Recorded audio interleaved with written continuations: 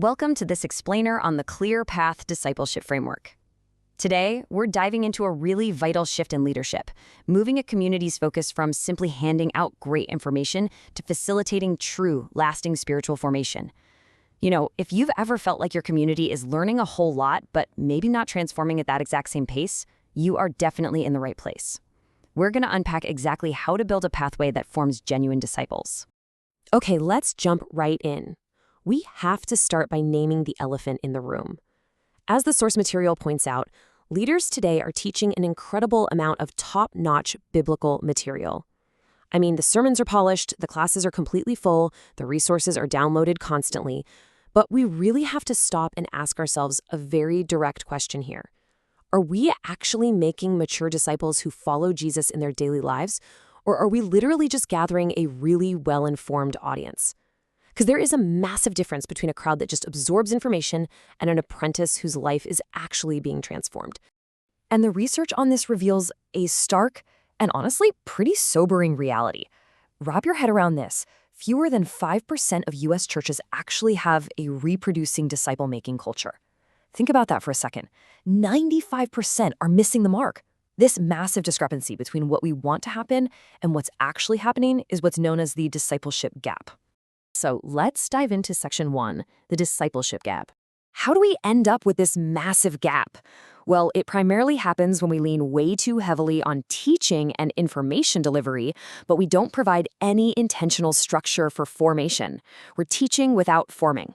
The author uses this fantastic, super relatable analogy from their days working at a Dairy Queen. It's called nitpicking the curl. Imagine a manager handing a brand new employee a manual that says a kid's cone gets 1 bump of ice cream, a small gets 2 bumps, and it absolutely must have that perfect trademark curl on top. If the manager just hands them that book and walks away expecting perfection, no way! That employee is going to get totally frustrated and quit. They have the rules, right? But they don't have the ongoing coaching, the modeling, and the safe practice they actually need to succeed. In our communities, we often hand people the theological manual, but totally fail to provide the structural training required to build a mature disciple. And without a clear path, our communities accidentally fall into one of 4 common drifts. First up is the platform trap, where the teaching is incredibly strong, but there's no structured pathway to actually practice it week to week. Second is the activity illusion. This is where a community has tons of serving opportunities, and people are super busy becoming, but they lack deep relational belonging, and honestly, that just leads to quiet burnout. Third is the safety gap. This is the exact opposite. It's a wonderfully warm community where everyone belongs, but there's literally no honesty or challenge to grow. And finally, the sending shortcut, where we desperately need volunteers, so we send people to lead before they've actually been spiritually formed. Every single one of these drifts leads to uneven formation. Let's move to section 2, defining a mature disciple. To fix this gap, we absolutely must establish a clear target. We've got to move way beyond tracking weekend attendance or Bible trivia knowledge.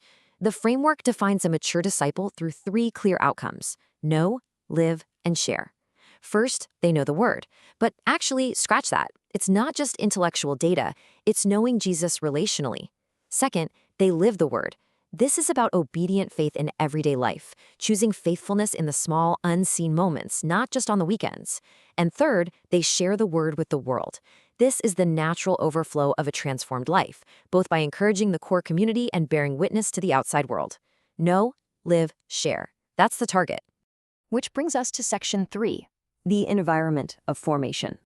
You know, knowing the destination is really only half the battle.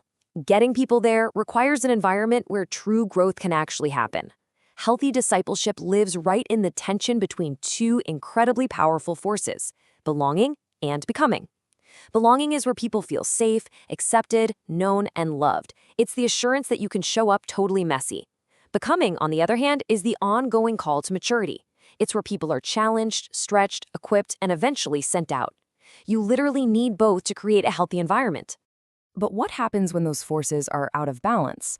Well, if you lean too far into belonging without becoming, you create a culture that is wonderfully safe, sure, but entirely stagnant. People are super comfortable, but they aren't growing at all. Conversely, if you overemphasize becoming without the safety of belonging, you create a culture of performance and exhaustion. People are driven to serve and act right, but they don't feel known, which inevitably leads straight to burnout. True maturity happens right in the middle, where belonging creates safety and becoming creates strength. All right, Section 4, the discipleship pathway. So how do we actively move someone from that initial sense of belonging into the lifelong journey of becoming? We can't just leave it to chance. We need a defined pathway, a visible bridge that guides people from sitting in the audience to actively following. This brings us to the discipleship pathway engine. Spiritual formation isn't just a one-and-done class. It's a repeating, cyclical process. First, people learn the truth. Then, they see it modeled in the lives of others.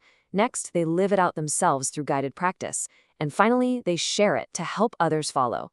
And once they share it, the whole cycle repeats, driving them deeper and deeper into maturity. It's the exact same pattern we naturally use to teach a kid to ride a bike. Let's apply this directly to a real-world scenario. Imagine a new believer moving through these stages. Step 1, they learn the word by attending a teaching environment, receiving the foundational information. Step 2, they see it modeled by joining a small group where they actually watch mature believers handle life's challenges. Step 3, they live it out actively by practicing spiritual habits, maybe joining a serve team where they can practice in a safe space. Step 4, they share it by taking ownership, perhaps mentoring someone even newer in the faith. It takes this giant, abstract concept of growth and makes it incredibly concrete. And finally, Section 5, implementing the clear path. Now that we understand the destination, knowing, living, sharing, and we understand that pathway engine, how do leaders actually put this into practice? Well, the very first critical step is to unpack. This is all about assessing your current reality without those rose-colored glasses. You have to honestly evaluate 4 key areas. Your clarity. Do people actually know what you're aiming for? Your culture. What are people actually experiencing day to day? Your pathway. Are there clear steps? And your ownership. Is the staff doing absolutely everything, or is leadership shared? The author gives a really strict warning here. Do not rush into fixing things just yet. You have to sit with the discomfort of your blind spots to truly understand where the gaps are. As you sit with that discomfort, keep this incredibly provocative quote from W. Edwards Deming in mind. Every system is perfectly designed to get the result that it does. Let that sink in. If your community is producing exhausted volunteers or attendees who know endless Bible trivia but have no idea how to pray, that is not an accident. Your current system is perfectly producing those exact results. Acknowledging that system design is absolutely crucial to changing the outcome. After you've bravely unpacked reality, you move to phase 2, reframe. This is where you clarify the vision, moving away from assumptions to clear, intentional direction. You actively shape the culture using consistent language to balance that belonging and becoming we talked about. You design that visible pathway so everyone knows exactly what their next step is. And crucially, you assign ownership to distribute leadership, ensuring that the mission is carried by the whole body, not just a few staff members. This is where you build the true framework. Ultimately, this entire structural shift takes the focus off merely delivering incredible teaching and running well-attended classes. Now, it doesn't eliminate those things, but it places the primary focus squarely on building a repeatable pathway for deep spiritual formation. It ensures that all this great information actually translates into a transformed life. I want to end this explainer with a lingering, highly provocative question drawn straight from the source material.